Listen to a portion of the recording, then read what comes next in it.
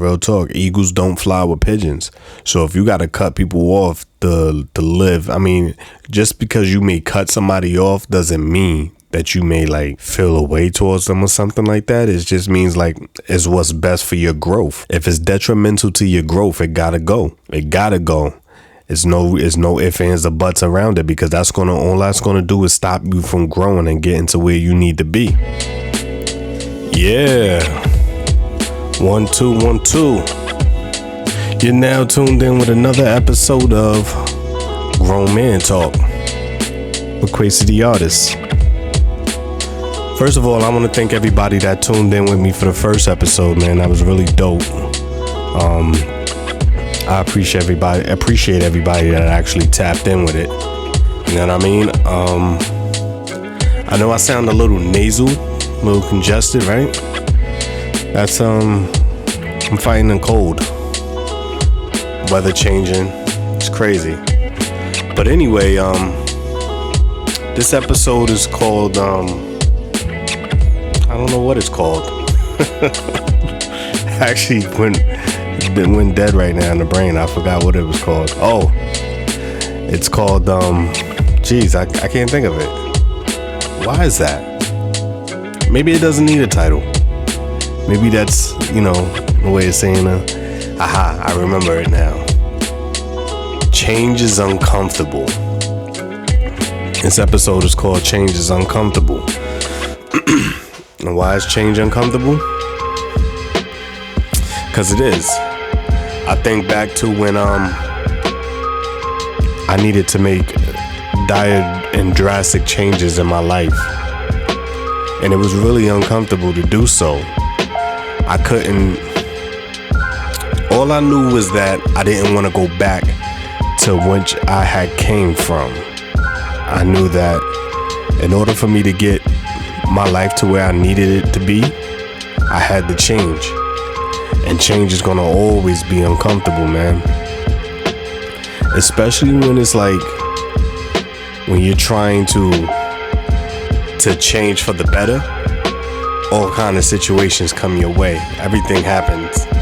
Everything is just like a fresh can of bull crap comes at you, man. I know when I was trying to because I know coming from out the streets, I know I didn't want to go back to that. I know that wasn't an option for me to go back to that. So I was like, yo, I gotta do it the legit way. I gotta get a job.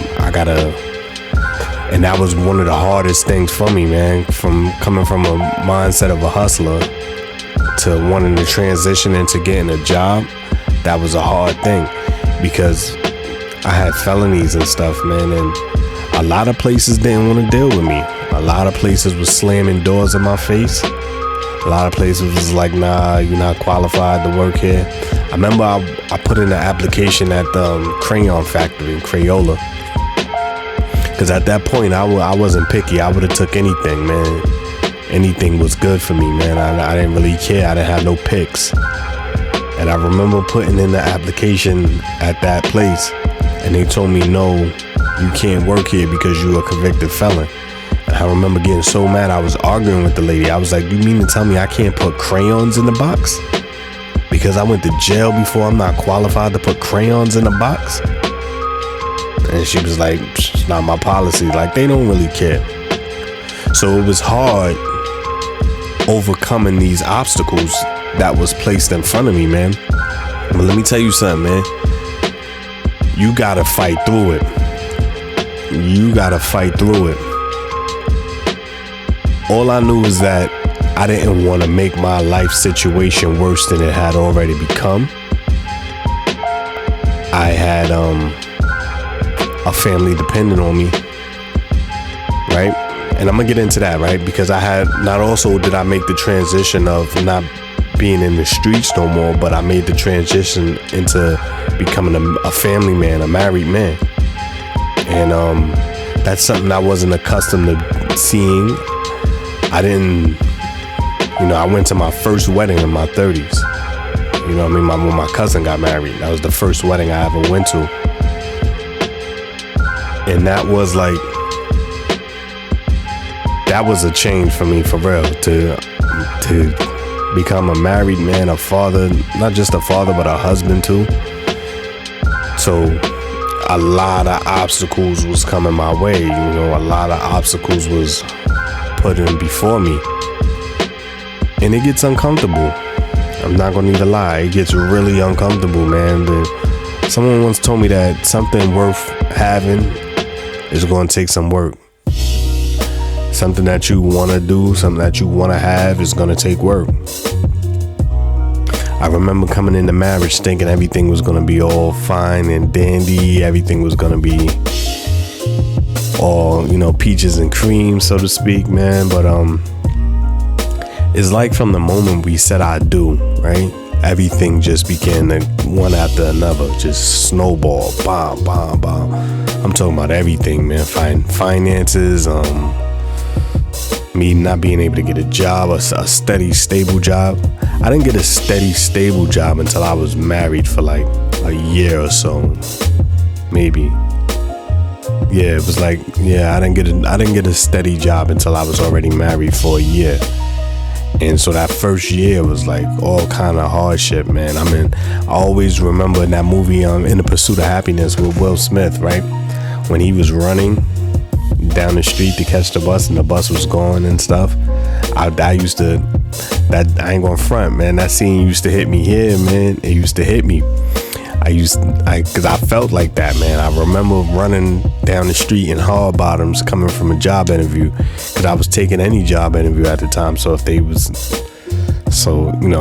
remember running for the buses, hoping I catch the bus and stuff like that, man.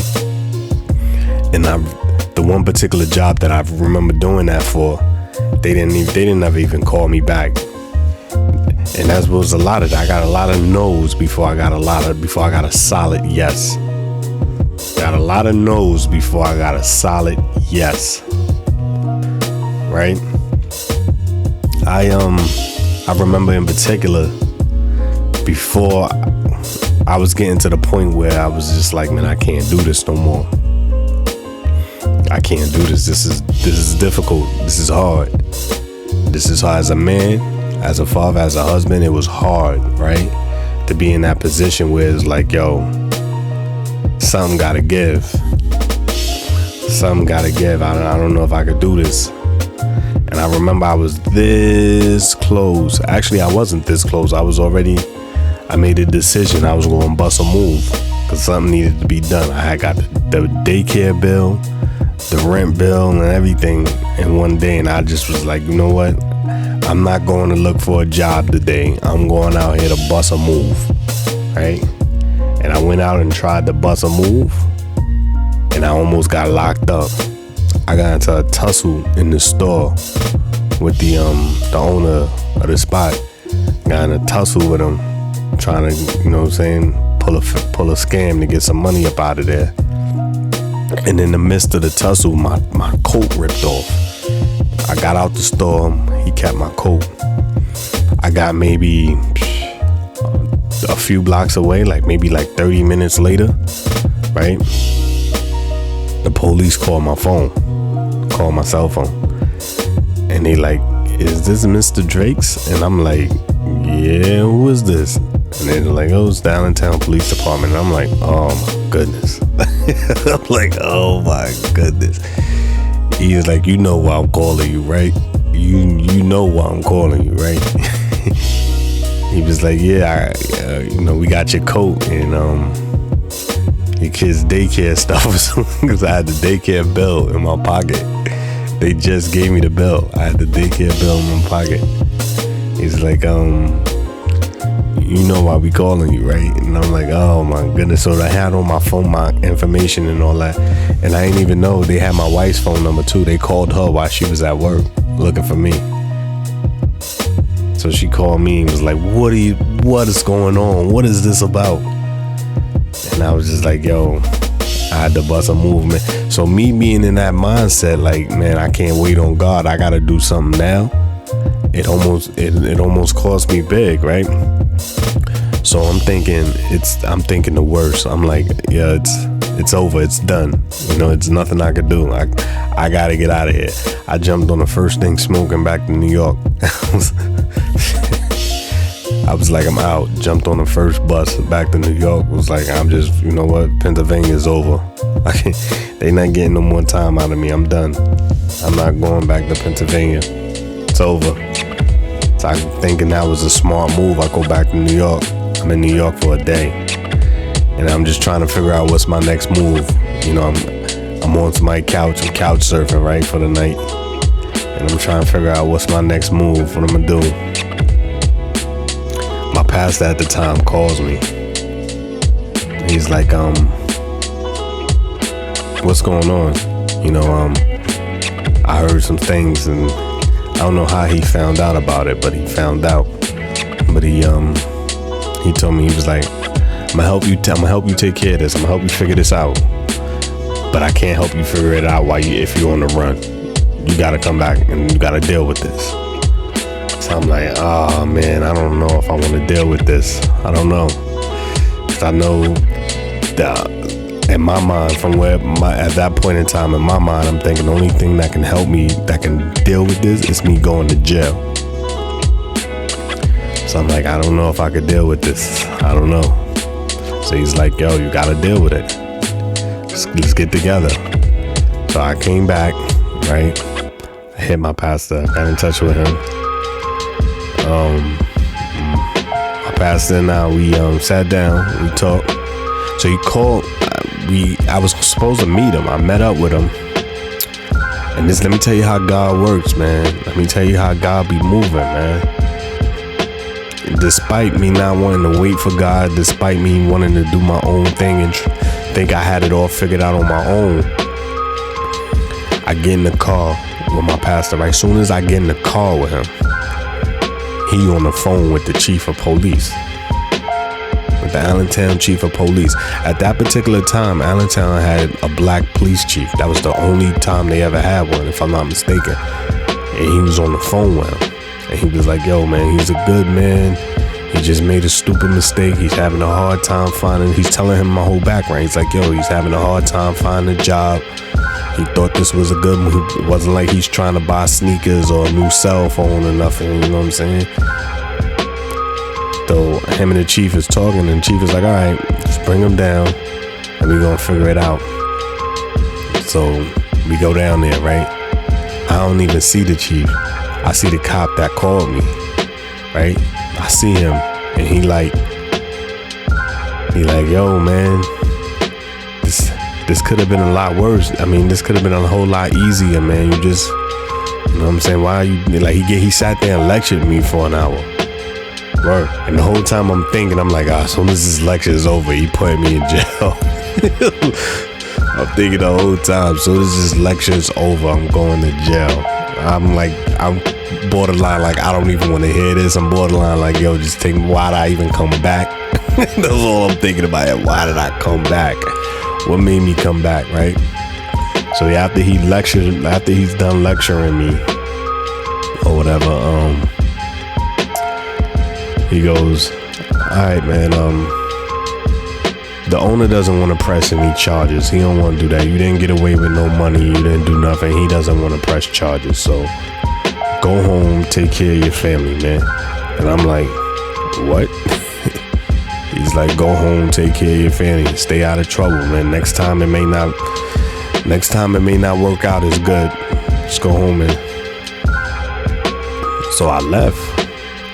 They walked me right out the door. I left. And I'm like, yo. And I called my pastor. I'm like, he was like, yeah, you know, I had to talk. My pastor at the time, he's like, yo, I had to talk with the chief, you know what I'm saying? And they agreed that they wasn't going to pursue any charge, because they could have pursued the charges even though the owner didn't want to press charges. That's how PA is. But it just happened to work. It worked out in my favor. And then what happened? The very next day, right? The very next day, the program that I was in, when I was telling y'all about the last episode, the program that had got me the job, I went in the next day to talk to them to see if they knew about any places that might have been hiring. And then lady tells me, well, you know, technically your 2 years of being out is almost up, so you could work. You could work at the Keenan House. That was the name of the rehab. It was like, yo, you could work there if you just go put in an application. The very next day.